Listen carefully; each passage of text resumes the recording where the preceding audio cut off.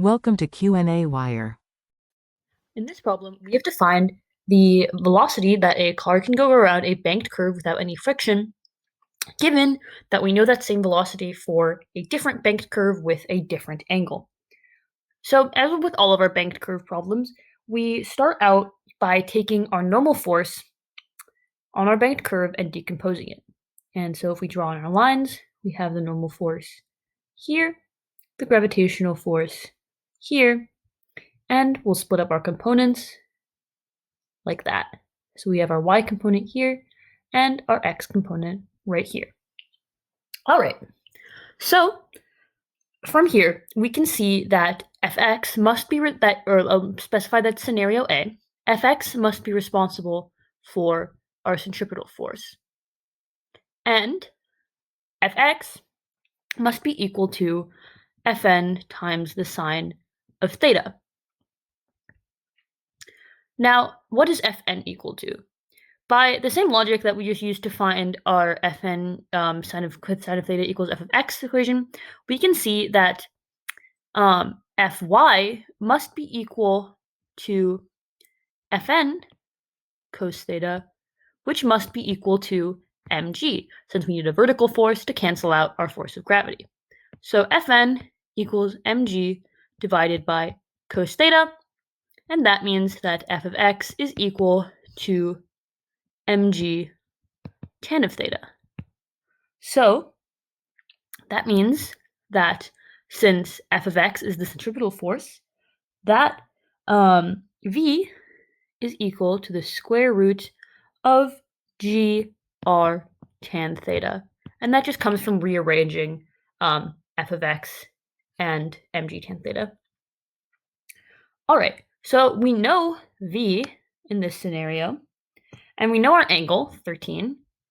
And what we don't know for both of these problems is our radius, r. So we're going to isolate this little gr portion of our equation. What I mean by that is that we can write that 18 equals gr times the tan of 13.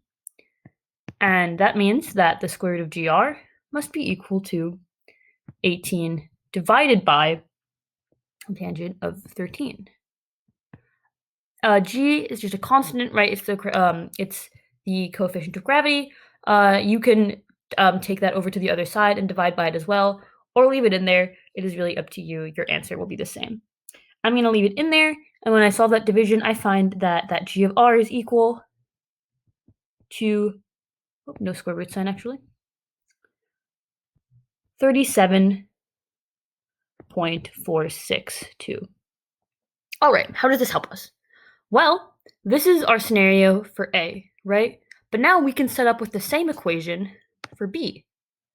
So B, we know that the same equation for V must be true. Since our general setup, Fc equals Fx, everything that followed is exactly the same. So that means that V at B also equals the square root of gr times the square root of our theta there, which in this case is 19. That's given to us in the problem setup. You can see here. All right, so let's take VB divided by the square root of tangent of 19, and we know what G times R is equal to. That's 37.462. So we can solve for, that means that we can solve for VB. That's equal then to 21.982. And so by comparing our two velocities, we've solved the problem.